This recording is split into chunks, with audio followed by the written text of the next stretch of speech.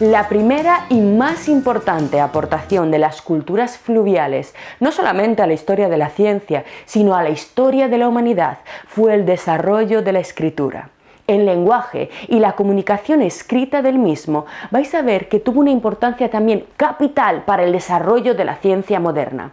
El lenguaje escrito, lo veremos con la imprenta, será lo que revolucionará la posibilidad de que grandes números de personas puedan acceder a la ciencia y al desarrollo y a la innovación.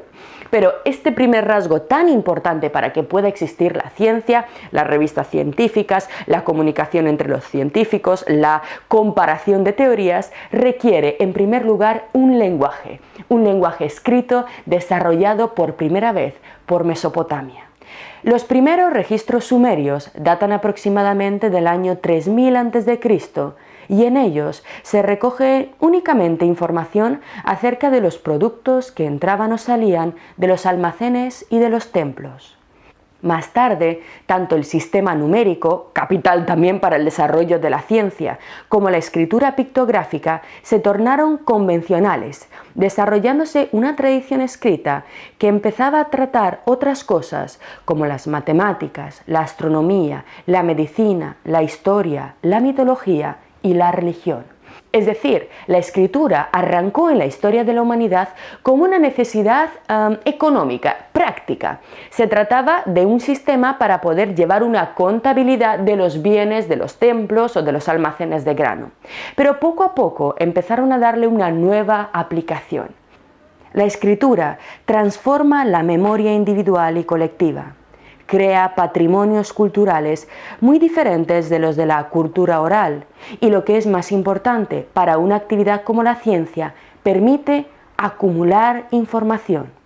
La ciencia moderna, como veremos en nuestro curso, se caracterizó precisamente por la enorme importancia que ofreció al lenguaje, a su precisión, a la comparación y cotejo de los datos y a la creación de grandes registros de datos físicos, biológicos, geológicos y botánicos. La invención de la escritura estuvo relacionada además con otro elemento capital para el desarrollo de la ciencia, que fue la clasificación de la realidad. Es decir, lo primero que hace la ciencia, antes de empezar a analizar en profundidad cualquier cosa, es clasificar, ordenar el tipo de entidades que componen el mundo. En primer lugar, por ejemplo, lo físico y lo metafísico, ¿no? Las cosas que podemos percibir con los sentidos y esas cosas que solo habitan en nuestra mente, en nuestros sueños. Dentro de lo físico hay cosas que no se mueven, que se desarrollan lentamente y bajo la luz del sol. Empezaremos a clasificar las plantas y los vegetales, después los animales, y poco a poco iremos profundizando y perfilando estas categorizaciones.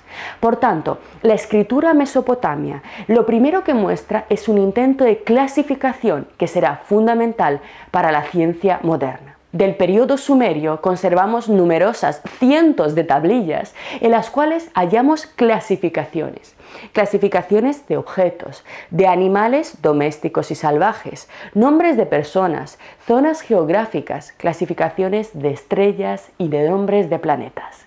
Esta ordenación del mundo, este comienzo de un intento de clasificar las cosas, es el primer paso hacia lo que nosotros estamos buscando. Pero vayamos ahora a cosas más concretas. De entre los vestigios de la civilización mesopotámica que han sobrevivido al paso de los siglos y que han llegado hasta nosotros, se conserva uno de los más bellos e importantes, el Código de Hammurabi. Esta maravillosa estela de diorita negra en la que se registró por orden del rey Hammurabi un extenso código jurídico común en el que se pretendía unificar los diferentes códigos existentes en las ciudades del Imperio Babilónico. La existencia de este y otros códigos escritos nos muestra otros tres elementos fundamentales que heredará la ciencia moderna en su estado maduro. Fijaros, estamos hablando de un código jurídico muy interesante.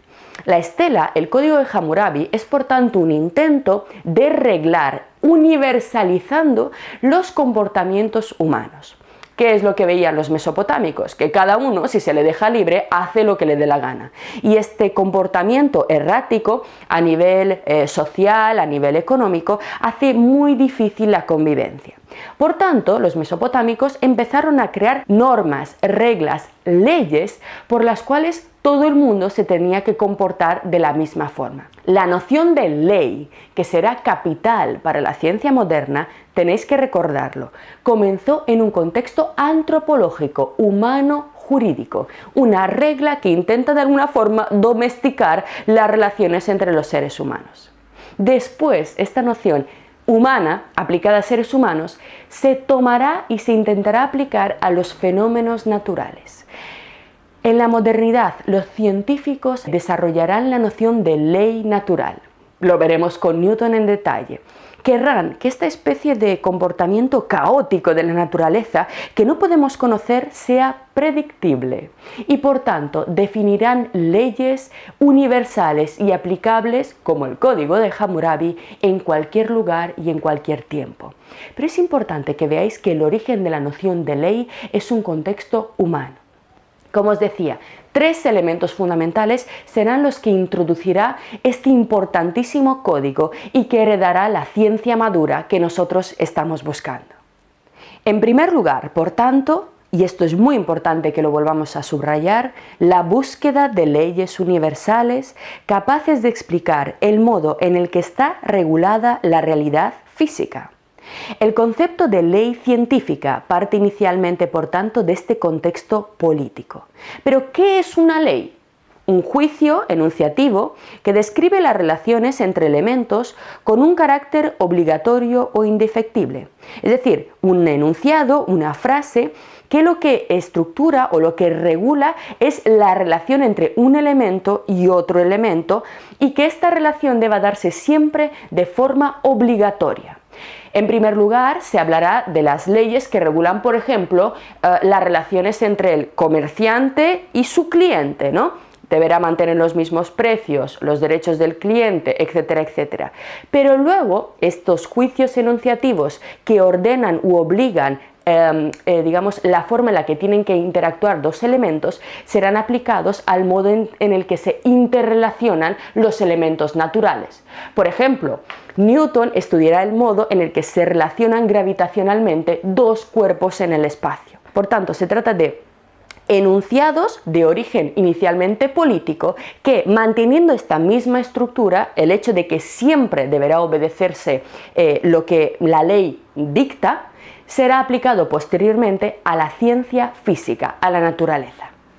En segundo lugar, como os he mencionado, encontramos en este importantísimo Código de Hammurabi un intento de unificación de todas las leyes. ¿A qué me refiero? A un intento de simplificación de la diversidad de los diferentes códigos que había, que eran diferentes los códigos legales, en un único código de explicaciones sencillas, generales y abstractas que sean aplicables en todo momento y lugar. Esta será la esencia buscada por las teorías científicas modernas. Los modernos buscarán teorías sencillas que además sean capaces de explicar toda la realidad en su conjunto, omniabarcantes. Hoy en día seguro que habéis oído esa expresión, la teoría del todo, una teoría buscada que sería capaz de explicar desde lo microscópico hasta lo macroscópico. Pues esta idea de unificarlo todo en una sola ley, en un solo código, en un solo conjunto de enunciados que definan todo lo real, la naturaleza, en el caso de Hammurabi, las reglas de su estado, de su mundo, aparece ya, fijaros, en Mesopotamia. Hay muchas ideas que nosotros creemos contemporáneas o muy recientes que podemos rastrear en el pasado más antiguo. Por eso, a lo largo de esta primera parte del curso, lo que quiero es que, digamos, dejemos muy claro qué ideas son heredadas del pasado y qué ideas serán claramente innovaciones modernas. ¿Qué es la ciencia moderna? Solamente lo comprenderemos distinguiendo muy bien qué tomó de otros pensamientos y qué innovó, qué introdujo como algo absolutamente radical y por qué al nacimiento de la ciencia moderna se le denomina revolución científica. En tercer lugar, el Código de Hammurabi introduce el diseño de protocolos de actuación reglada que deben ser universalmente aplicados y respetados por todos. Es decir, ¿qué es un código de leyes? En este Código de Hammurabi se dice, en caso de que ocurra A, yo que sé, que alguien haya robado un cesto de aceitunas, el juez deberá actuar siempre de la forma B. No podrá hacer las cosas como quiera, sino que a determinadas, actitudes, a determinados delitos, se le aplicarán siempre determinados castigos. Esto es para, universalizar la justicia y generar un contexto mucho más estable desde un punto de vista político. Exactamente, la determinación y la definición de protocolos que deben ser empleados por todos, indefectiblemente de las opiniones de cada uno, será otro rasgo, como veremos con Francis Bacon, de la ciencia moderna. Todos los científicos tienen que operar de la misma forma, con un lenguaje muy parecido, con un lenguaje internacional como el que tenemos hoy en día, y con unas herramientas y unas formas de análisis comunes, protocolos estables. Esta idea aparece ya en este precioso Código de Hammurabi que, como bien sabéis, fue encontrado en Susa, en el oeste de Irán, y que hoy en día se guarda en el Louvre. En él están talladas a mano sus 282 leyes. En las culturas del Próximo Oriente eran los dioses quienes dictaban las leyes a los hombres y, por tanto, las leyes del código eran sagradas e inamovibles. Emanaban o emergían de un orden superior, estable, y reflejaban esa estabilidad frente al caos de cambios inexplicables de la vida humana. Aparece también en el Código de Hammurabi una cuarta característica fundamental del modo de entender las leyes naturales de los pensadores modernos. Estas leyes son estables, inamovibles, indefectiblemente las mismas hoy, mañana y siempre.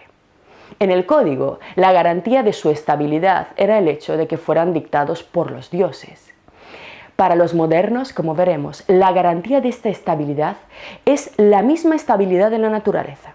Nos dirá, por ejemplo, Newton, o lo dirá también Kepler, la naturaleza no cambia, no se altera de ninguna forma.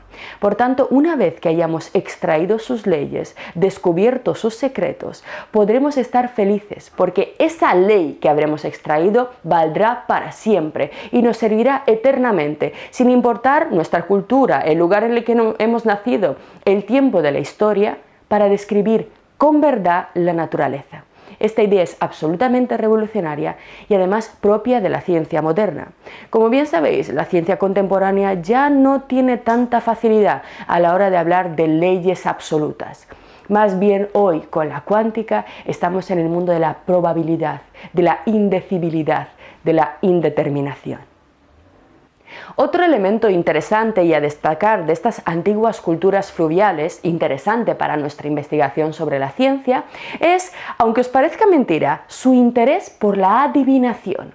Esta forma de superstición, que será heredada por griegos y romanos, es muy importante para el desarrollo de otro rasgo de la ciencia moderna. ¿Cuál será? La obsesión por la predicción del futuro estuvo mucho más acentuada en Mesopotamia que en Egipto. Mientras que el Nilo tenía un comportamiento previsible y regular a lo largo de los años, hecho que permitía planificar el futuro y controlar las cosechas, el Tigris y el Éufrates seguían ciclos completamente impredecibles de grandes inundaciones y sequías. El futuro para los mesopotámicos era algo inquietante y desconocido, y podía esconder el mal o la prosperidad. La adivinación, por tanto, aunque parezca extraño, representa una de las raíces fundamentales de la ciencia, ya que refleja uno de sus deseos capitales, su más alta aspiración, la posibilidad de predecir el comportamiento futuro de la naturaleza. Ambas actividades, por tanto, ciencia y adivinación, demuestran obsesión por lograr predecir el futuro, el decurso de los acontecimientos que van a darse, basándose en los registros y en las leyes extraídas a partir de su estudio, que se esperan regulares y universales, como hemos visto. Predicciones. Efectivamente y curiosamente, ambas actividades usan el mismo término. Tanto la adivinación como la ciencia hablan de la posibilidad de predecir el futuro.